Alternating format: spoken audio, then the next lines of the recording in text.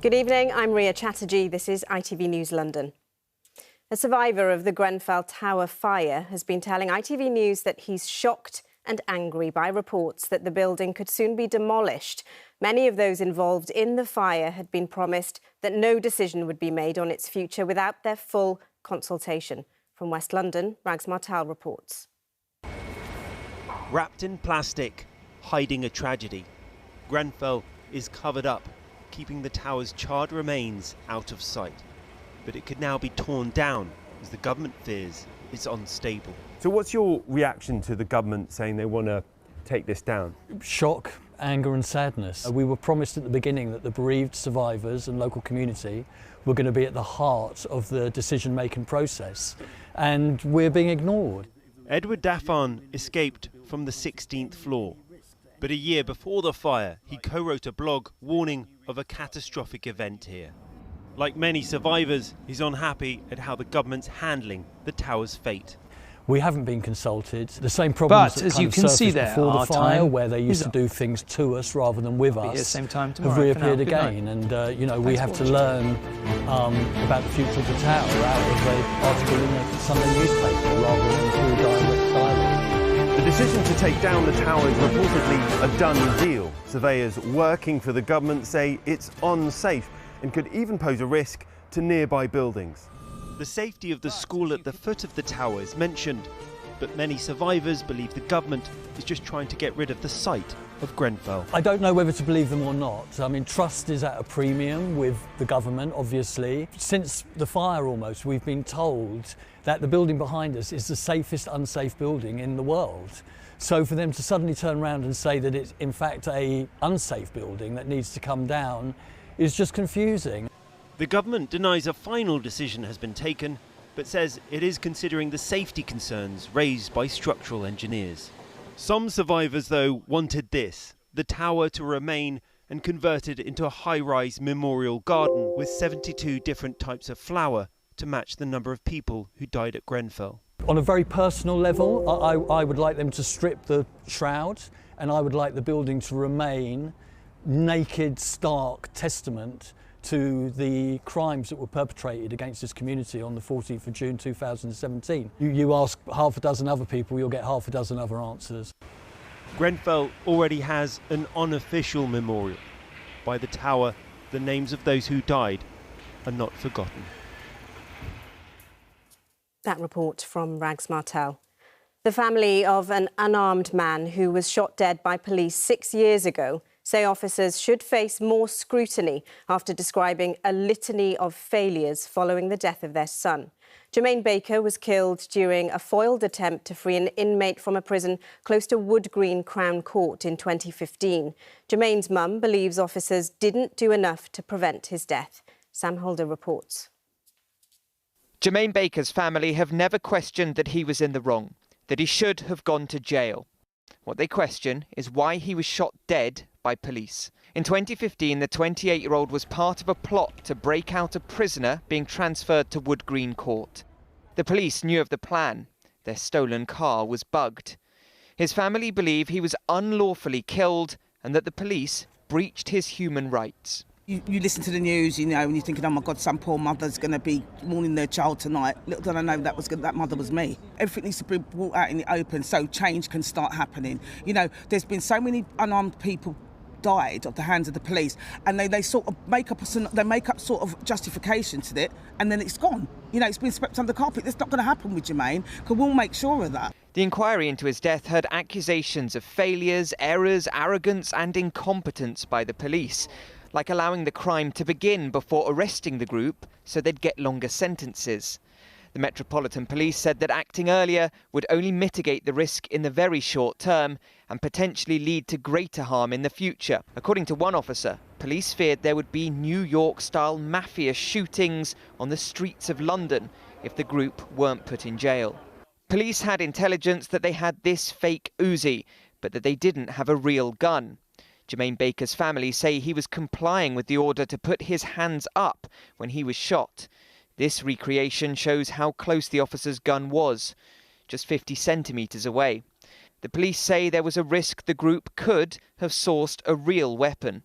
I definitely believe that the police should be policed. Yeah. I definitely believe that they have so much responsibility, and by the standards that we've seen in this inquiry, the people, top-end officers, are not up to it. They don't know what they need to be doing, and this is really concerning for other people's safety.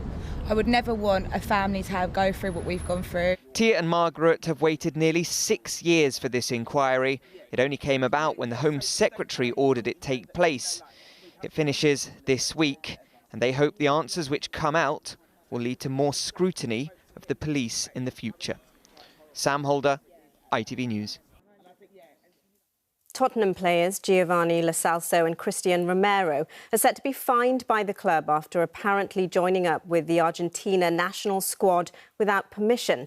The pair have been accused of breaking the country's COVID rules and are accused of lying on their pre-flight declaration forms. Finally tonight, when it comes to travelling during the pandemic, some of the mammals we see in the Thames haven't had any problems hopping from country to country. But there's now a warning that the numbers of seals visiting the capital from overseas has declined due to an increase in human activity on the water. Sally Williams has more. It's not a bad office for the morning and not a bad view. It feels a long way out from London here in Ramsgate, but this is actually the Thames estuary. And it doesn't take long to find what we're looking for. Hello. Hello. I do feel like they're looking at me. Quite friendly. Every single one's got a different character. We've got the odd one who thinks he's a porpoise and or a dolphin, and he'll be showing off. The annual seal count has been taking place since 2013 by the Zoological Society of London. The numbers of grey and common seals are counted when they're molting and more likely to be found sunning it on the sand. Some of these seals may well have travelled further than you and me this year, maybe popping over to Belgium or up the coast, and some will have gone more than 60 miles all the way up the Thames as far as Teddington. And their numbers help tell the story of the river. They are a high predator, they feed on fish in the estuary, and they tell us that the Thames is full of life. A lot of people will look at the Thames and see brown, murky waters and think that means that it's dirty and there's no life, but actually it is full of life. Until now, numbers have been increasing, but they couldn't count last year due to the pandemic, so this year is important. And anecdotally, more people on various boats and paddleboards have been coming to see and potentially scaring the seals. So you think that people are impacting the seals? They're sort of putting them off, maybe as many coming in? Yes, I do believe that, because we see incline in water activity up here and a decline within the seals up here within the river. Well, this week the official results came in, and this is what they show. Since last year we've seen what suggests a slight decline in harbour seal numbers, but for us, the importance is that is in the long-term picture. So we have to remember that when we do these surveys, it's a snapshot of a few days in the year, and there's also environmental factors at play. So obviously a point of interest, but something that we want to look at over the long term. In fact, the numbers of grey seals have declined too. They'll now look into why and keep everything crossed for next year. Meanwhile, it was back to the shore for me. A bit of a damp one, but worth it. Sally Williams, ITV News in the Thames estuary. Now let's take a look at the weather forecast with Manali.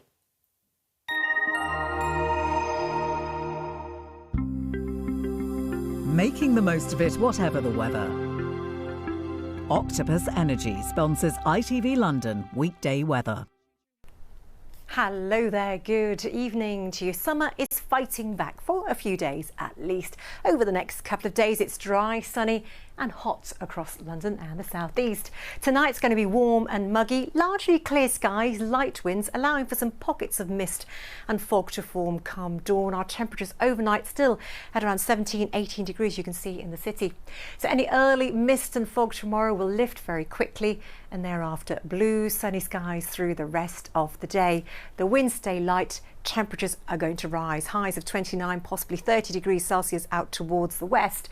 Tomorrow likely to be the warmest day of the week, Worth mentioning, the sun still pretty strong at this time of year. Wednesday for us, still warm, sunny skies, but later on Wednesday, we're going to see a bit of a breakdown. Low pressure swings up from the southwest. Thundery downpours through Wednesday night into Thursday. So Thursday and Friday, pretty unsettled. Temperatures cooling off as well. The risk of showers through the course of Thursday and Friday. So quite a change coming our way. But at least over the next couple of days, staying dry, fine, sunny and hot. Make the most of it. Bye-bye for now. Octopus Energy sponsors ITV London weekday weather. Well, that is it from us. We're back on air tomorrow from just after 6 o'clock with updates in Good Morning Britain. From all of us here tonight, good night.